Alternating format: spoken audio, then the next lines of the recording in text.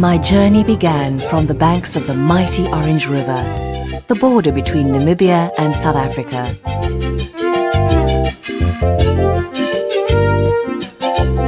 I was once told by a seasoned traveller that the tourist experience is enhanced tenfold if you meet the people of the area in which you are visiting. So, taking his advice, I set off on my 10-day journey down the west coast, starting off at Alexander Bay, where the Orange River flows into the Atlantic Ocean.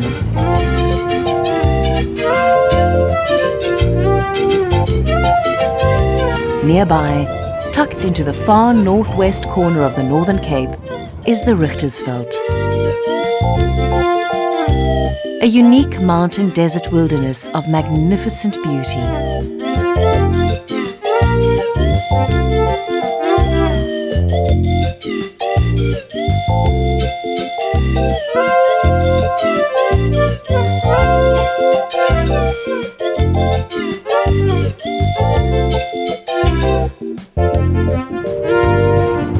Travelling slightly inland towards the Richtersveld, my first visit was to the small town of Kubus, nestled in a majestic mountain range, one of a collection of unique and rarely explored communities in the area.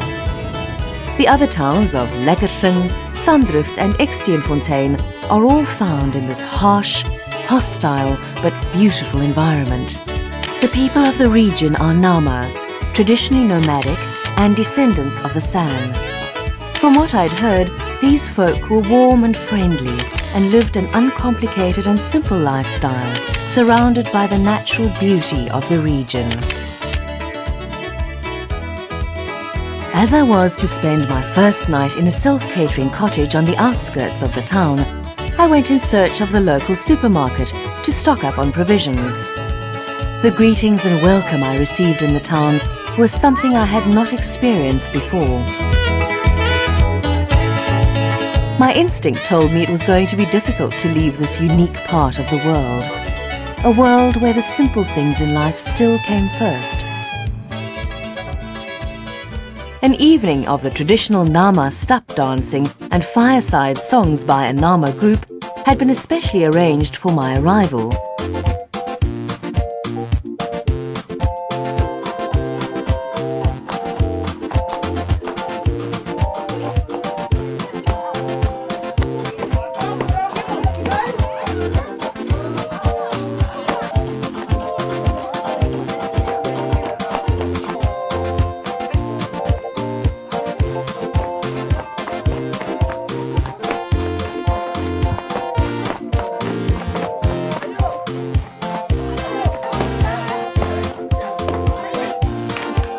I was fast moving into a new reality, and I was liking it. It was getting better and better all the time.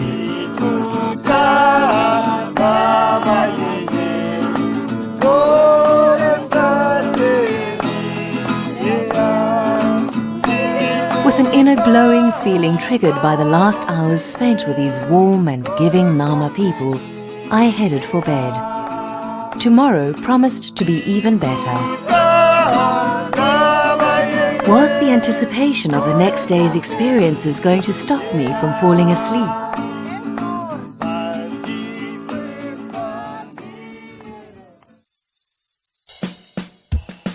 I had been invited to a traditional Nama breakfast. The smell of the wood fires added to the experience as I watched in anticipation. And finally, I was served. A breakfast made with love.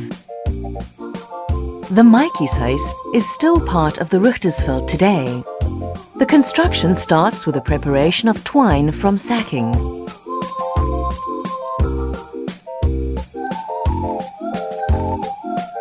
Cut-to-length grass stalks are prepared for the weaving process. A large needle passes the twine through the dented grass stalks and is then secured at both ends.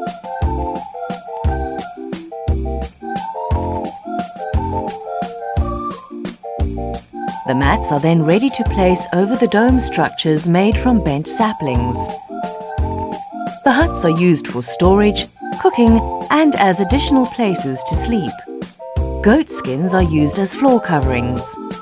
These unique homes can be erected or dismantled within an hour. Excess baggage is not practical, and an old seasoned Nama lady showed me the personal effects that she takes along when she hits the road. Less is more. With them, the Nama people carry their cultural beliefs and stories, and so, over the years, have helped to preserve their culture, language, music, and customs. I listened to a group of elders relating stories about their distant past, which will be told again to future generations to come, and so preserve their history. It was difficult to leave Kubus and the friends I had made. I would always remember their faces, their smiles, and their friendliness. The small town offered me an insight into a lifestyle which had its focus on simplicity, of trust, honesty, and a positive belief in tomorrow. It was food for my soul. I will be back. Before leaving for the coastal town of Port Nolloth, I decided to visit a collection of San rock engravings, which are about half an hour's drive from Kubus. The engravings are known as petroglyphs and can be found in several places in the Richtersveld. It is thought that the ancient San chipped these engravings on the black dolomite rocks.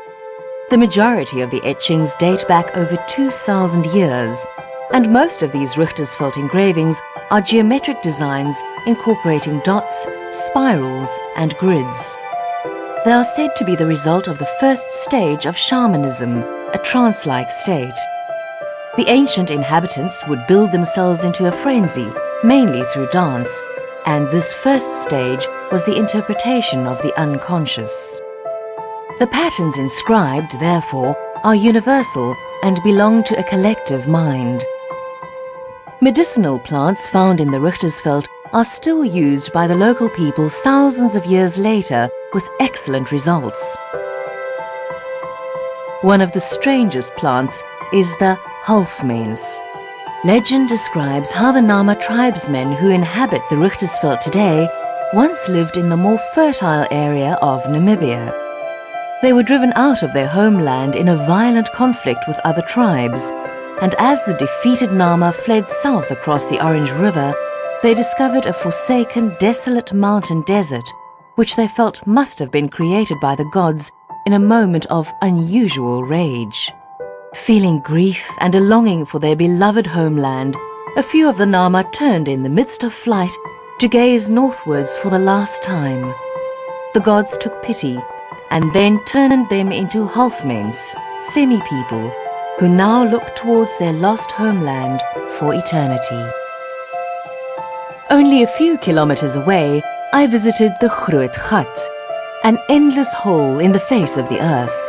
Caused by a volcanic-type activity millions of years ago, it is said by the local inhabitants of the area to be where the soul of God lives, a legend which goes back thousands of years.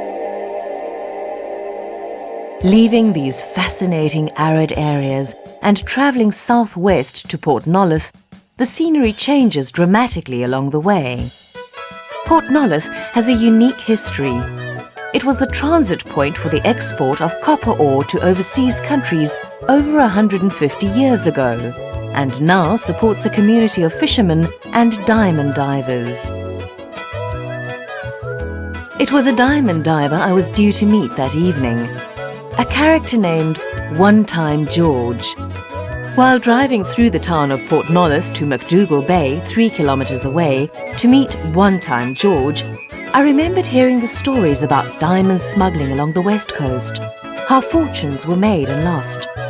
Stories of men who had nothing, suddenly buying wine farms in the Helderberg and driving back to Port Nolloth to visit friends in Lamborghinis and Ferraris. I was getting impatient. I wanted to meet One Time George. George and his cat live on the beach in a cottage which doubles as a museum dedicated to the sea and the diamond diving fraternity of the West Coast. Visitors welcome. And there he is.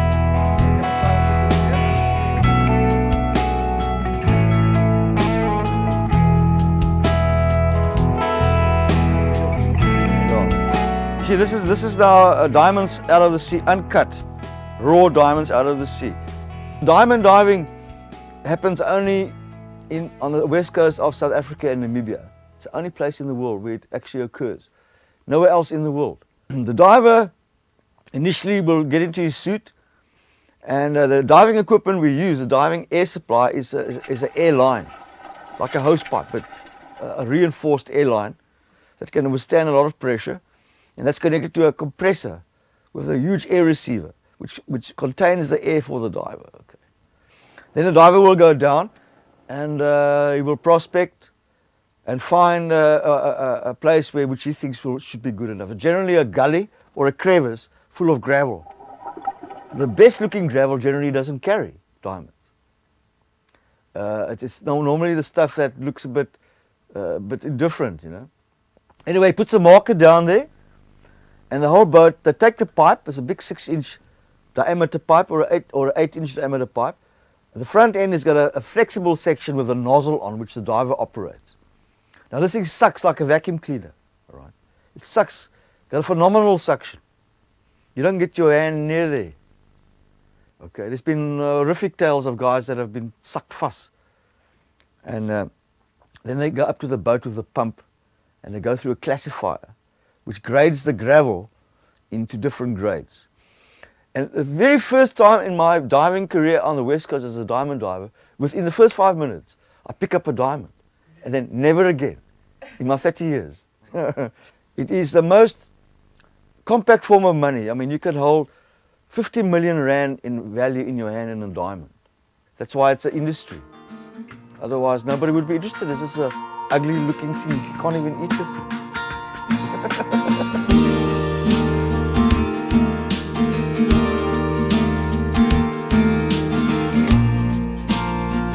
Having left One Time George, I drove back to Port Nolloth to witness a beautiful sunset with the diamond divers' boats bobbing on a sea stage. It gave me time to reflect on my day. Once again, I had entered into another reality, that of the diamond diver. My respect for these crazy, brave and passionate men was elevated. We sit in our comfortable little city time capsules without ever understanding or even knowing about how others live, feel, think and survive. My meeting with One Time George had touched something deep down in my soul. My life had become richer in some small, crazy way, and I had a feeling we would meet again, and it may not be.